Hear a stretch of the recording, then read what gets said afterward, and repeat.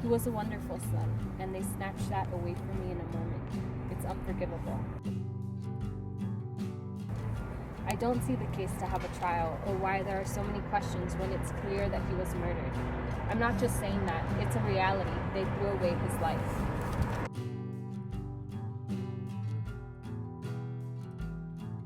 What is your law then? What does justice mean to you? What could be more important than justice? They know they have murderers working for them, and they still pay and protect them. I don't want my son to be forgotten. I want people to keep talking. José Antonio Elena Rodríguez. Presente.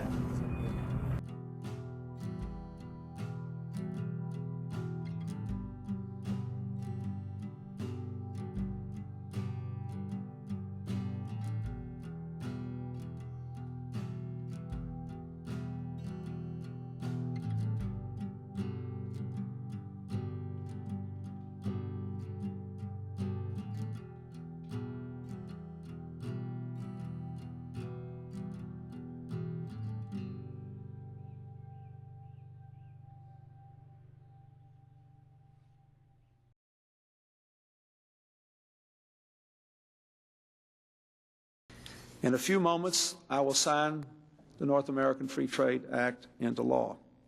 NAFTA will tear down trade barriers between our three nations. It will create the world's largest trade zone and create 200,000 jobs in this country by 1995 alone. The environmental and labor side agreements negotiated by our administration will make this agreement a force for social progress as well as economic growth. When NAFTA was signed, what it essentially did was it took away, tens of thousands of jobs from people who had been working in small businesses. With NAFTA, like larger corporations could set up factories and they could just have them, they could put them in Mexico, and then now all of a sudden, many people in the U.S. who had smaller businesses lost their jobs to like these massive corporations. In Mexico, a lot of the smaller farmers who had been growing corn for a very long time, with NAFTA, now all the corn that was grown in the U.S. could very cheaply be distributed. It could very cheaply be sold in Mexico. And so as a result, all of these smaller local farmers were immediately put out of work. Corn used to cost 50 cents for a pound. Now it's going to cost like 10 cents, like 5 cents. And as a result, you have all these people who lose their lands, and then they lose their jobs, and now what do they have to do? Well, they figured they could go to the United States and try to start a better life there. Because corn is a really, not just a commodity, and why some of us even exist today, but a really sacred symbol. The Japanese protect their domestic production of rice, even though it's antiquated, because it's their patrimony. In 1994, the Border Patrol got together and adopted a strategy called Prevention Through Deterrence to police the border. And what this meant was putting walls and personnel and surveillance technology in and around urban areas along the border, ports of entry, and in order to push undocumented border crossers out into the wilderness, into the desert, into remote areas where their lives could be endangered. And this policy has sought to not close the border, but to police it by making crossing dangerous and often deadly. Operation Streamline started as a way to add more deterrence to try and stop people from coming. It's an extra level of proceeding, which now adds a criminal charge of illegal entry or illegal re-entry to what in the past was a civil immigration proceeding.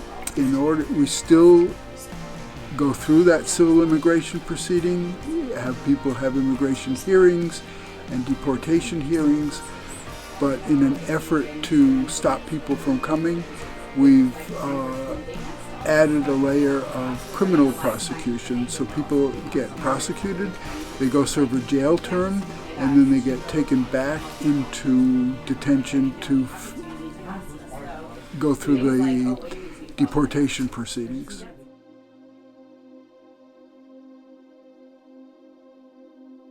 My name is Kathy Pacheco. I'm a program organizer here at Borderlinks, and I first started working with Borderlinks a little over a year ago. And yeah, so I got hired on to be a program organizer to help lead the delegations and do like prep work for them as well. And so that's pretty much what I do here. The mission of Borderlinks is to create an educational experience that will impact people so that they are moved to create social change. I have really come to value the importance of the AV program. I think what it strives for is something so much more than just what we term volunteerism. We instead aim to immerse ourselves in a community and learn more about a social justice issue. One of the things about the Alternative Breaks program is that we have to do a number of pre-trip preparation meetings, specifically 6, where we sort of expose the participants to the social justice issue, do activities, we have presentations, we do readings just about, like, in our case it was the history of immigration, and some of the current legislation, some of the policies and how they came to be. When we actually went on the trip, the experience was absolutely incredible. Just to be able to, we can't experience what these immigrants experience, whether they're in a detention center, whether they're crossing the border, but what we can do is we can learn about their experiences. We can learn, what are the circumstances that are putting them into this situation? Why is it that immigrants are being detained? What are some of the ways that people can apply for asylum? What human rights violations are going on every day, every hour, every second?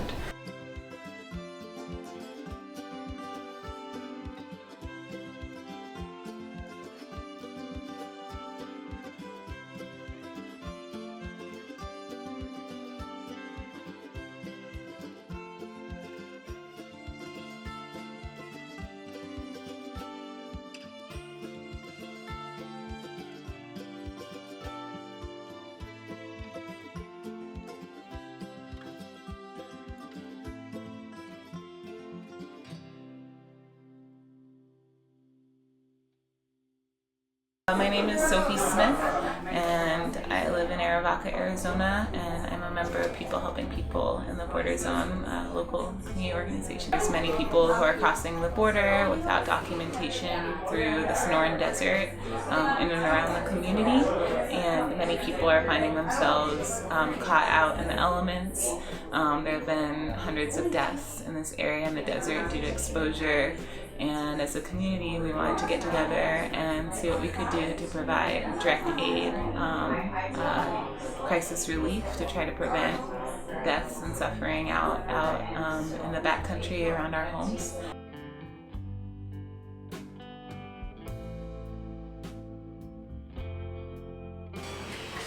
Well, the way I experienced the water drop was that it just surprised me how basic some of these things are that people need when they're making this dangerous crossing. I mean, water, just a little bit of food.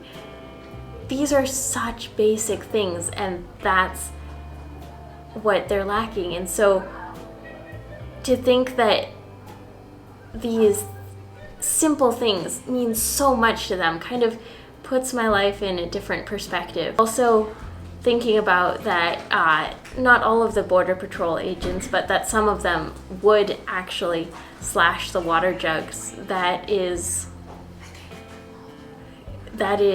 something I'm still processing how I feel, but I guess I'm shocked that there are people that do that. I mean, I'm not surprised, but it still hurts, because how can you deny a person water?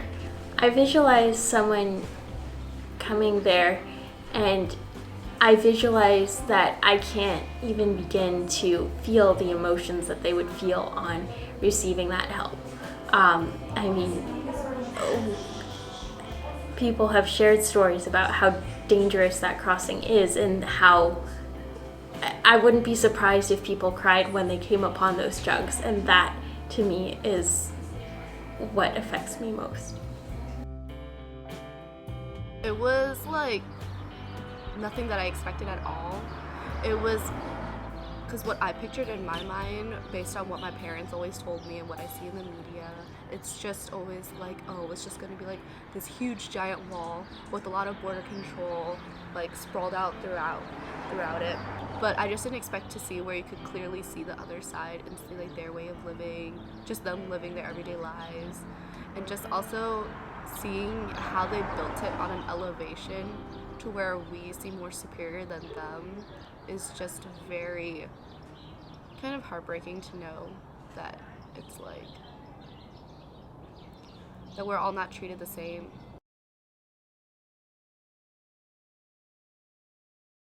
Mariposas Sin Fronteras is a LGBTQ organization that supports LGBTQ people in immigration detention and also once they're released.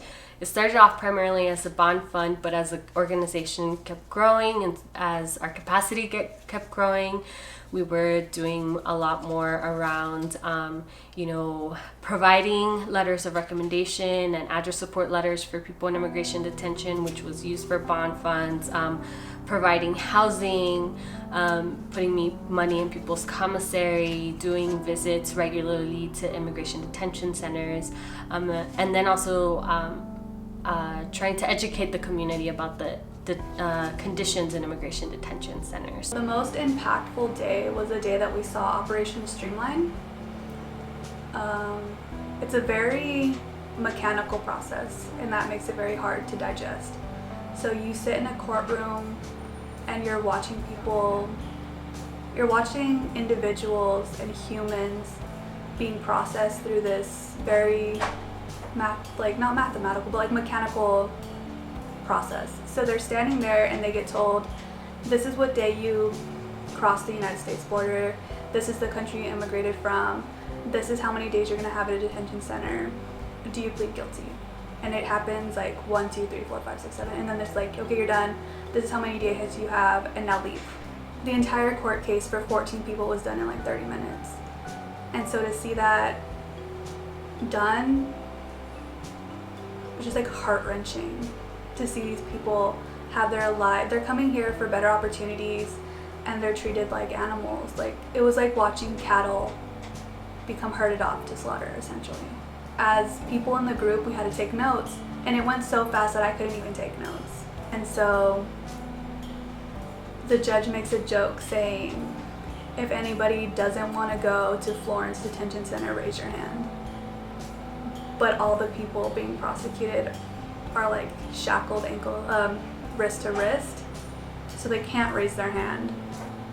So it's just ridiculous to have him make a joke like that, knowing that he's looking at them shackled like slaves. What's unjust about this process, we only saw 15 immigrants be processed or prosecuted through Operation Streamline that day, but up to 70 happen every day. And I remember thinking to myself, this is not justice. Justice is meticulous. Justice pays attention to the facts and gives everybody a chance to plead their case with proper representation. You don't group people together and just send them through like it's a factory. So justice, I don't know what Operation Streamline is, but it is not justice, not for anybody.